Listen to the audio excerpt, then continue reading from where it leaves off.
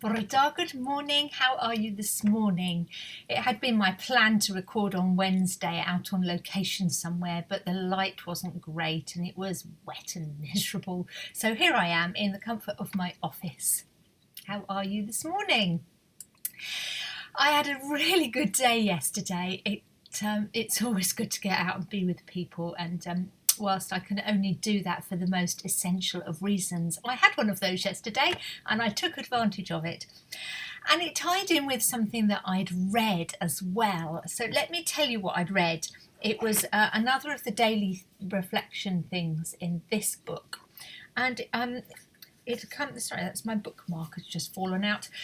It had come from the same man as the previous one I read to you from here, a man called Roland Walls, who writes, I won't read the whole thing to you, he just writes, one of the dangers today is to take hold of that marvellous, fruitful image of the church as the body of Christ and then lay on every single person all the functions of the body. So you know where I went with that, of course, don't you? I immediately went to the passage in the Bible where it talks about the different parts of the body. So I thought I'd read that to you as well this morning, but I'm going to read it from the Message version. I don't know if you're familiar with the Message. It's been written in reasonably contemporary language. It's about 30 or 40 years old now, but it's certainly written in more colloquial English. You can't call it a translation because it has messed with the texts a little bit, but it's a good paraphrase, and sometimes it's really interesting to go to the message version and see how that sounds in the way that you and I might speak rather than in Bible speak, I suppose. So listen to this. This is from 1 Corinthians chapter 12 towards the end. And it's that passage we know about the body was made of many parts. The way God designed our bodies is a model for understanding our lives together as a church. Every part dependent on every other part. The parts we mention and the parts we don't. The parts we see and the parts we don't. If one part hurts, every other part is involved in the hurt and in the healing. If one part flourishes, every other part enters into the exuberance. I love that really modern way it's written there, and I think it just helped me reflect on yesterday and how we did some recording ready for Sunday's service, and there were 4 of us involved in making this little bit of the recording work well, and as a result it was so much better than if 2 of us had done it, or if only one of us had tried to do it all. And the idea that we could have lighting and sound and a building that had been thought about in terms of the dynamics and the furniture, and the person who was doing the speaking had thought about how they looked and their presentation, and the whole package all put together made for a really pleasurable time actually doing the recording. But I think when you come to watch the service on Sunday, you'll also see that maybe the quality is better too. And that's because we all realised that we could contribute and we all had a part to play, and that the sum of us together was greater than the parts. And I know I've got that a bit wrong in terms of what the saying is, but it really was a team effort that turned out to be a fantastic time. And the purpose of sharing that with you is because it's great for me to be out and doing things in ministry, and I wanted to know that you to know that I am out and doing stuff.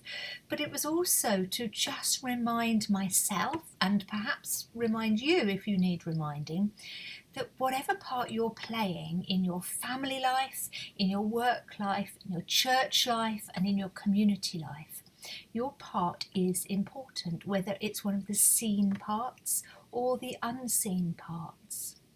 Whether you're doing something that's front desk or something that nobody else seems to have noticed, I bet if you stopped doing it, they'd soon notice then.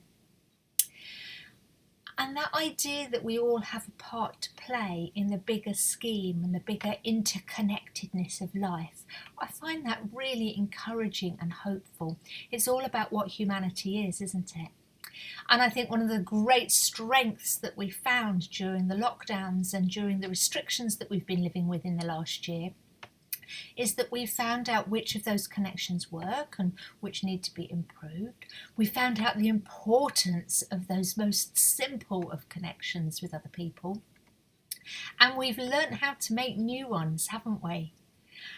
And I think that resilience of the human spirit is something to really celebrate and to be hopeful and excited about.